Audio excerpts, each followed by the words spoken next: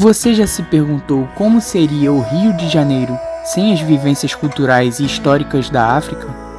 O que podemos fazer para garantir que esses pontos culturais não sejam esquecidos? Como podemos honrar e preservar essa identidade que é fundamental para a história do Brasil? A gente está já há um tempo para fazer esse passeio, né? E para a gente é muito importante por conta da nossa história, né? Para eles saberem também da nossa história. A gente veio conversando, falou de alguns escritores que eles disseram que no livro estava como branco, né? Então, assim, é importante, porque às vezes, assim, o que a gente percebe é que nas aulas, né, da escola, eles não têm a história, assim como a gente também não teve a história realmente contada da forma correta, né? Eu tenho isso também com ela, compartilho da ideia que, para nós, o ideal mesmo é mostrar de uma forma mais clara, também não só a parte do que ela falou, mas também a realidade. Que nós moramos no Rio, mas às vezes a gente não conhece toda a nossa história. Então, dentro dessa ideia de você poder subir, andar pelas ruas, saber pessoas como Conceição Evaristo, então, assim, é muito bacana. E para eles, que assim, são pequenos, é natural para ficar gravado alguma coisa e é só aprofundar. Daqui a 1, 2, 3 ou 5 anos, eles vão pensar, fui naquele passeio sobre a história da pequena África. Foi saber que, chegaram ali negros e negras e milhares. A cultura africana não é apenas uma parte do passado. A preservação dessa história não apenas reconhece a contribuição cultural dos afrodescendentes, como serve como um local de memória e reflexão sobre as injustiças passadas e a luta contínua por igualdade e reconhecimento. E a gente estava explicando que não houve uma indenização. Então, se tivesse sido, além de todo esse sofrimento, mas se houvesse uma indenização correta, talvez as coisas hoje estivessem melhores. Então, essa questão das cotas, são tudo formas de nos indenizar. A gente quer que melhore, a gente tem esperança, luta para que melhore, né? Reparação. A reparação, para mim, ela, além de ser histórica, ela tem que ser imediata.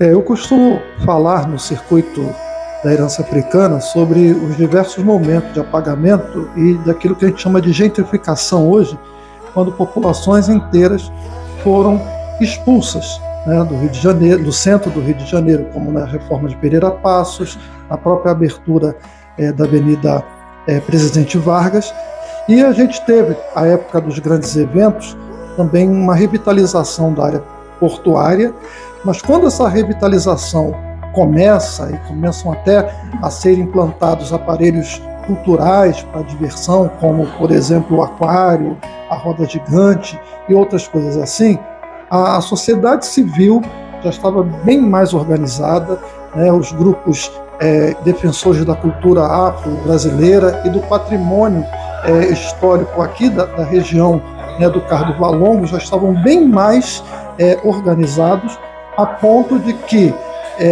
todo esse momento ter tido também a participação desse segmento, de forma que a gente vê hoje de novo todo um processo de gentrificação, né? Ao passar aqui pelo circuito você vê prédios sofrendo retrofit, outros que serão empreendimentos comerciais, mas por outro lado há um comitê gestor do Cardo Valongo, há vários grupos da sociedade civil que estão organizados e defendendo essa herança. De forma que hoje, né, 2024, a gente entende que essa proposta, né, de patrimonialização, de divulgação da herança africana, ela tem sido bem sucedida. Por quê? Porque esta região está sendo uma das regiões mais visitadas da cidade do Rio de Janeiro.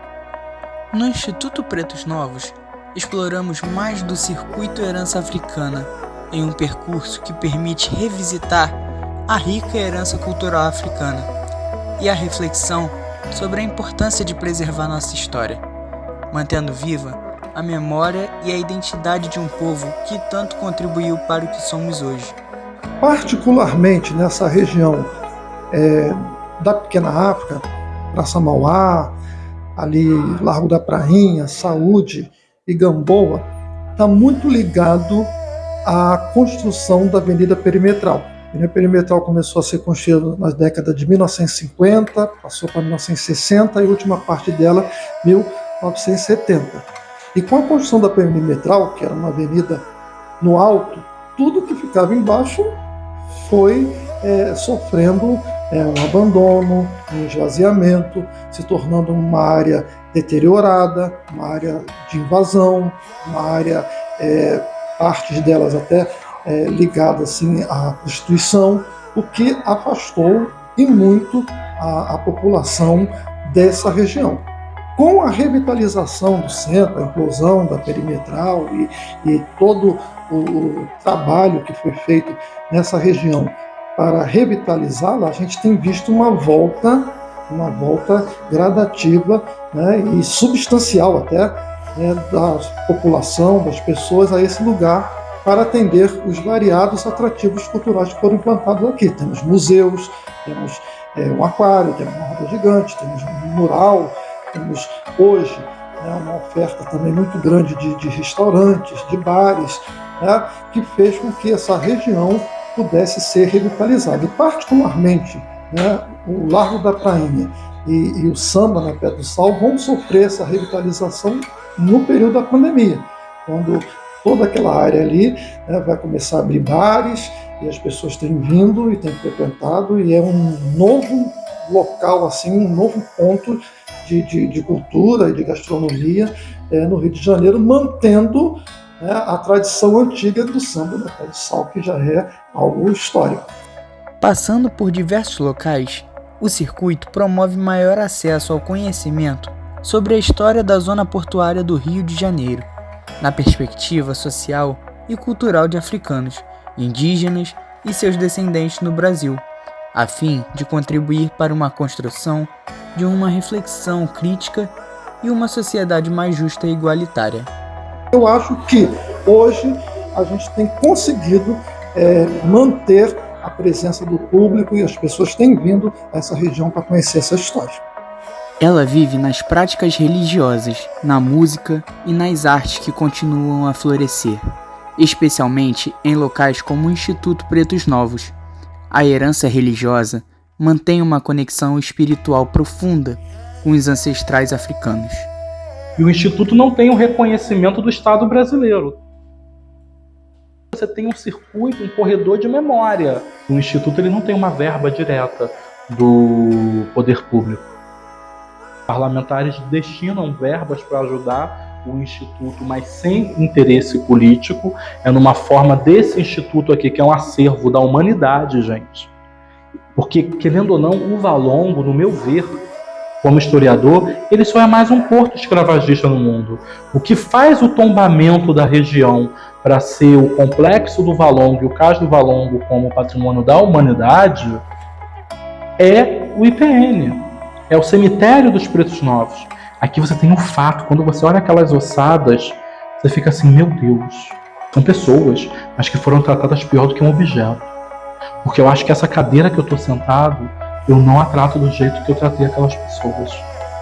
Ali eu tirei a dignidade delas. Entendeu? Ela perdeu tudo que ela tinha. Então, para ela, eu acho que a única liberdade para aquelas pessoas era a morte. E até se matar era um ato de resistência. Porque o que você passava numa viagem de navio negreiro era algo constrangedor. E imagina a mulher sendo violentada todos os dias.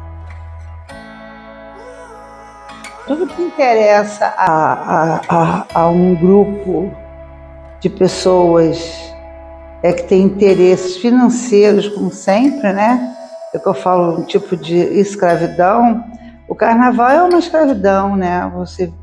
O preto sai para poder agradar a plateia, né? E gerar milhões na cidade. É o carnaval de rua, que é aquele dos blocos que tinha na Rio Branco e que tinha em outros lugares mais assim apropriados, né, foi jogado para lugares horríveis, né. Outra coisa é também a cultura afro-brasileira, que são alguns shows importantes, mas a turma mesmo que faz a cultura, elas vivem de esmola praticamente, né. Os editais que as secretarias de cultura, tanto do estado como do município, são um cala-boca, né? Eu acho que os valores são muito poucos, né? 50 mil, 100 mil, 30 mil, isso para grupos. O que você faz com isso o ano todo, né? Então você não faz só cultura num dia, né? Você não tem mais festivais da canção, você não tem mais assim coisas que você possa enriquecer culturalmente, né? E quanto aos pontos da cidade que você vê que estão abandonados, principalmente nessa região, eu acho que essa região está sofrendo obras, né, de desenvolvimento, né? No caso, transformar essa área em dormitório, né?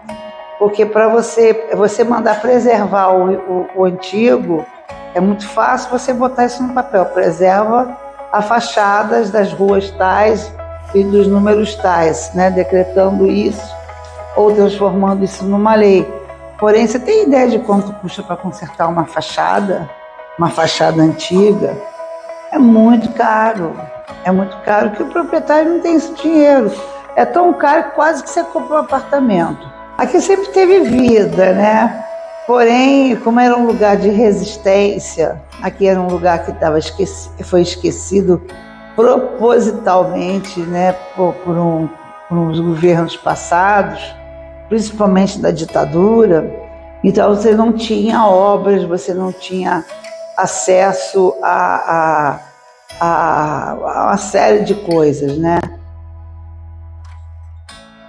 O Instituto Pretos Novos, ele surge para cuidar de uma história. Ele não é uma instituição de entretenimentos. Ela até pode trazer capoeirista, ela pode trazer pessoal de jongo, ela pode trazer para um evento ou pontual. Mas aqui é um lugar de memória, é um patrimônio histórico da cultura africana, dos africanos que chegaram aqui e faleceram e não conseguiram ser vendidos, e graças a Deus, infelizmente, perderam suas vidas para não serem escravizados, né? E a maioria que está aqui dentro é criança. Nós estamos na região para contar uma história que estava soterrada, como o Cais do Valongo foi soterrado também, como houve um apagamento histórico da região. A fazer uma instituição para cuidar dessa memória, porque essa memória não queria ser cuidada, né? Nós descobrimos em 96, durante as obras da nossa casa, não sabíamos o que era. Depois, mais para frente, a gente descobre que era um cemitério, mas também a gente não entendia por que tinha um cemitério do nada ali, né? E depois a gente descobre que ele era fazia parte do complexo do mercado de escravizados da região. E passou-se 9 anos da descoberta, ninguém fazia nada, ninguém tomava iniciativa de pesquisar nada. A gente teve esses anos esperando, sem fazer obras, esperando que viessem fazer escavações e pesquisas, e nada disso aconteceu, até que em 2005, de 96 a 2005, a gente cria coragem junto com os amigos e faz a fundação dessa instituição, e a gente cede a garagem da casa para fazer o memorial, e cede também um outro imóvel do lado para que a gente pudesse fazer um ambiente um pouquinho maior, que hoje é muito pequeno. Hoje a gente precisa crescer para cima, sei lá, para os lados, para os fundos, não sei onde a gente vai. Estava precisando de salas aqui. Olha, para você ter uma ideia, sábado a gente recebeu mais de 400 pessoas. Pouca gente conhece isso aqui, mas são mais de 200 mil pessoas que passaram por aqui. É muito? Não, é pouquíssimo. É o que a gente consegue fazer, né? Podíamos fazer mais? Com certeza, muito mais. Mas uma das formas que a gente está achando é trazendo as crianças das escolas para cá, graças a emendas parlamentares. Nós conseguimos, o ano passado, trazer praticamente 20 mil crianças.